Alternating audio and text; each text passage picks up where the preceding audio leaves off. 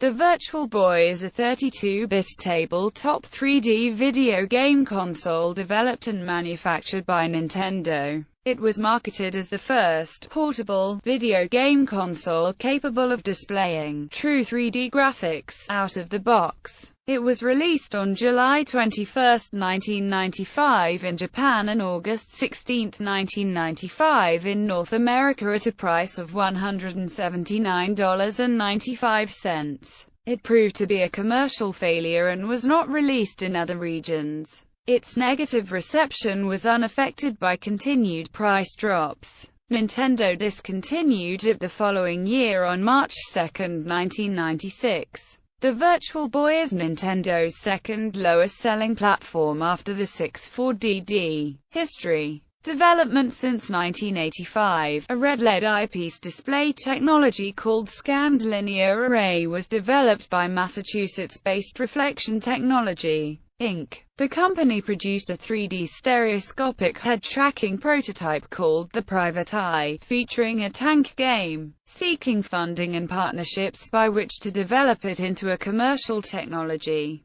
RTI demonstrated Private Eye to the consumer electronics market, including Mattel and Hasbro. Sega declined the technology, due to its single-color display and concerns about motion sickness. Nintendo enthusiastically received the Private Eye, as led by Gunpei Yokoi, the general manager of Nintendo's R&D 1 and the inventor of the Game & Watch and Game Boy handheld consoles. He saw this as a unique technology that competitors would find difficult to emulate. Additionally, the resulting game console was intended to enhance Nintendo's reputation as an innovator and to encourage more creativity in games. Codenaming the project VR32, Nintendo entered into an exclusive agreement with Reflection Technology, Inc., to license the technology for its displays. While Nintendo's Research and Development 3 division was focused on developing the Nintendo 64, the other two engineering units were free to experiment with new product ideas, spending 4 years in development and eventually building a dedicated manufacturing plant in China. Nintendo worked to turn its VR32 vision into an affordable and health-conscious console design. Yokoi retained RTI's choice of red LED because it was the cheapest, and because unlike a totally backlit LCD, its perfect blackness could achieve a more immersive sense of infinite depth.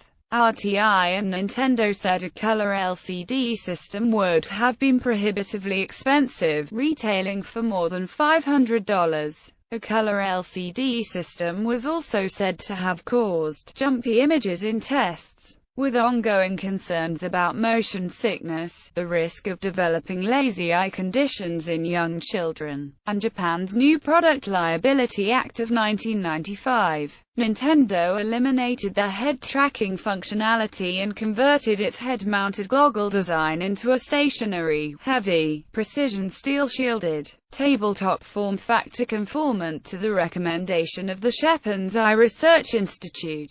WE experimented with a color LCD screen, but the users did not see depth, they just saw double. Color graphics give people the impression that a game is high-tech, but just because a game has a beautiful display does not mean that the game is fun to play. Red uses less battery and red is easier to recognize. That is why red is used for traffic lights. Gunpei Yokoi. A number of technology demonstrations were used to show the Virtual Boy's capabilities. Driving demo is one of the more advanced demos. Its 30-second clip shows a first-person view of driving by road signs and palm trees. This demo was shown at E3 and SEI in 1995. The startup screen of the Virtual Boy prototype was shown at Shoshinkai in 1994. The demo of what would have been a Star Fox game showed a Star Fox-like Arwing doing various spins and motions. Cinematic camera angles were a key element, as they were in Star Fox 2. It was shown at E3 and SEI in 1995. As a result of increasing competition for internal resources alongside the flagship Nintendo 64, Virtual Boy software development proceeded without the company's full attention, and with very little involvement by lead game designer Shigeru Miyamoto. According to David Sheff's book Game Over, the increasingly reticent Yokoi never actually intended for the increasingly downscaled console to be released in its final form. However, Nintendo pushed the Virtual Boy to market so that it could focus development resources on the Nintendo 64. Release. The New York Times previewed the Virtual Boy on November 13, 1994. The console was officially announced via press release the next day, November 14.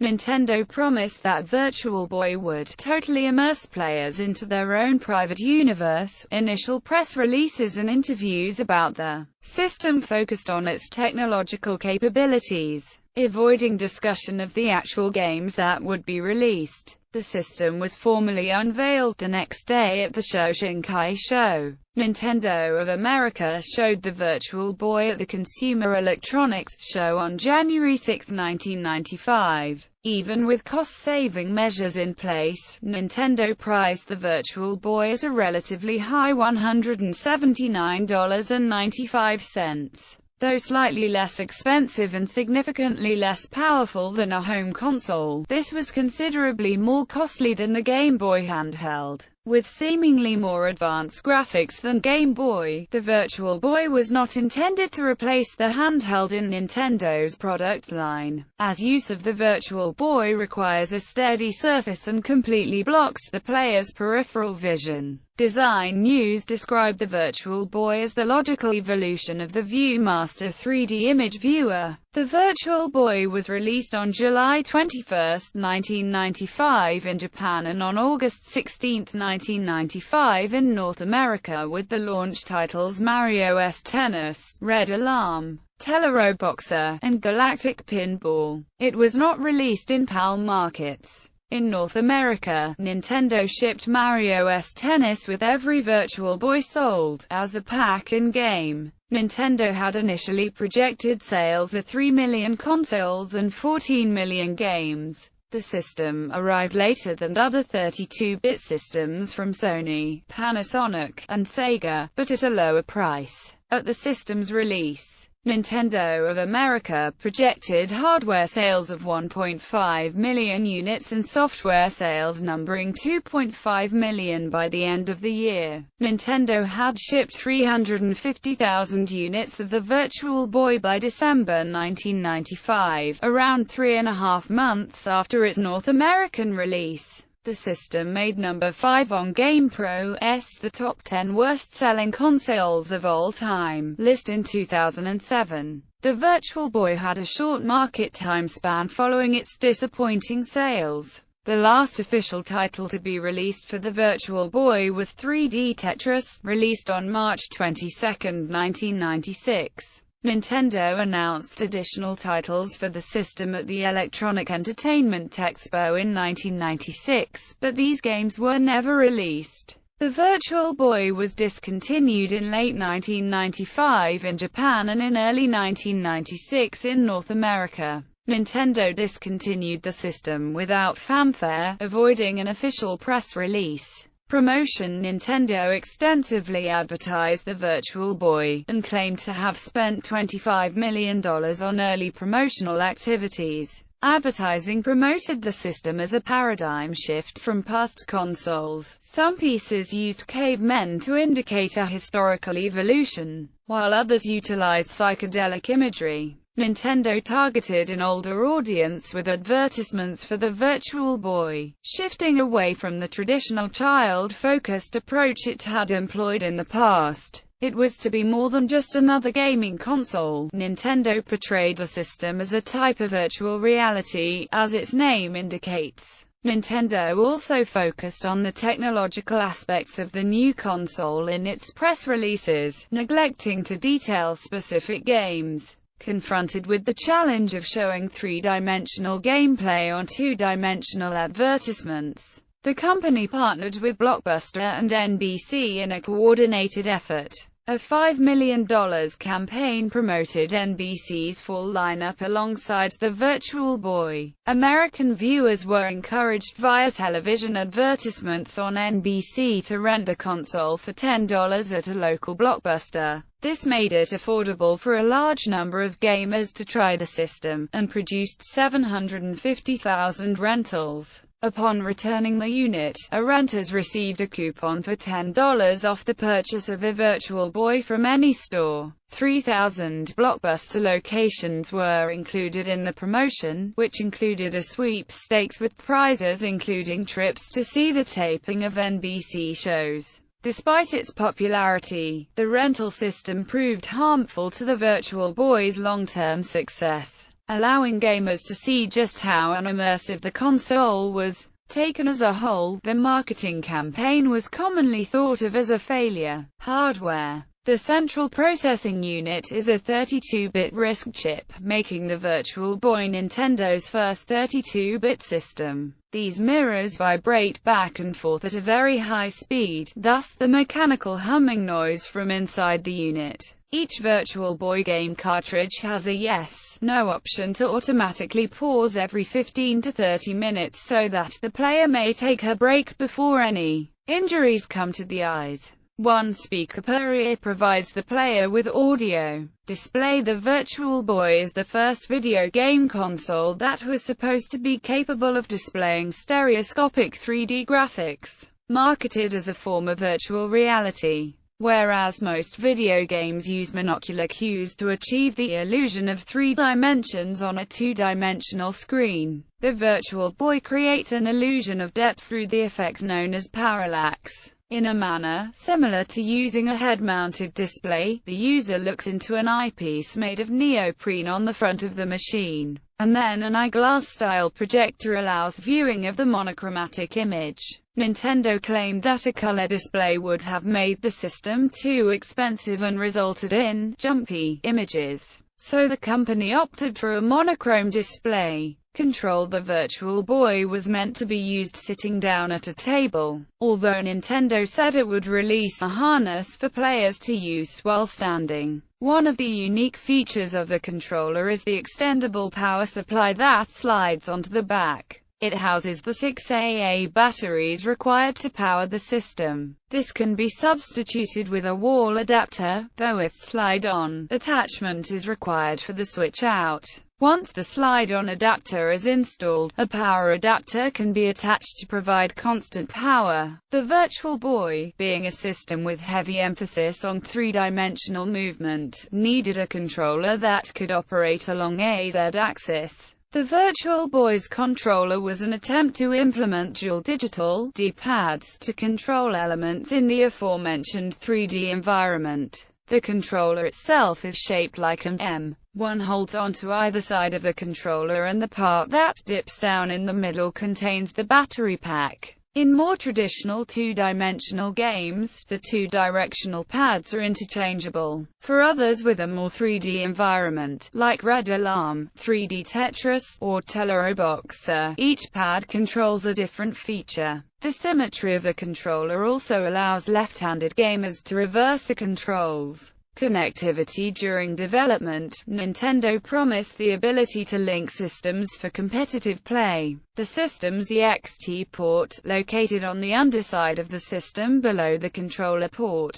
was never officially supported since no official multiplayer games were ever published, nor was an official link cable released. Games. Nintendo initially showcased 3 games for the Virtual Boy. They planned to release 3 titles at launch, and 2 or 3 per month thereafter. Given the system's short lifespan, only 22 games were released. Of them, 19 games were released in the Japanese market, while 14 were released in North America. A cancelled game titled Dragon Hopper, which was slated to be developed by Intelligent Systems and published by Nintendo. When asked if Virtual Boy games were going to be available for download on the Virtual Console for the Nintendo 3DS, Nintendo of America President Reggie Fils-Aimé said he could not answer, as he was unfamiliar with the platform. He noted that, given his lack of familiarity, he would be hard-pressed to make the case for inclusion of the games on the Virtual Console. The hobbyist community at Planet Virtual Boy has developed Virtual Boy software. 2 previously unreleased games, Bound High and the Japanese version of Faceball, were released. Reception. The Virtual Boy was overwhelmingly panned by critics and was a commercial failure. The Virtual Boy failed for a number of reasons, among them, its high price, the discomfort caused by play, and what was widely judged to have been a poorly handled marketing campaign. Gamers who previewed the system at the Shoshinkai 1994 show complained that the Mario demo was not realistic enough,